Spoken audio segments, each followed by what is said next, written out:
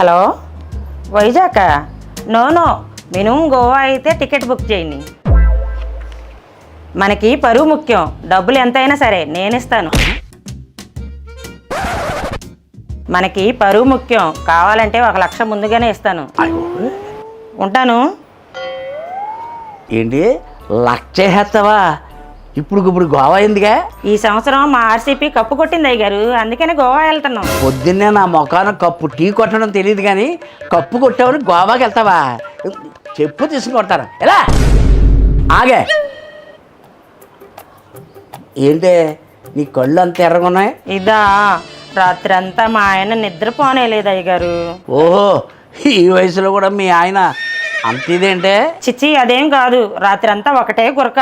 ఈ ఎలక మొఖాన్ని పక్కన పెట్టుకుంటే గురక పెట్టకుండా ఇంకేం చేస్తాడు? ఎలా? అదేమో కప్పు కొట్టిందంట, ఇదేమో 1 లక్ష ఖర్చు పెడుతుందంట.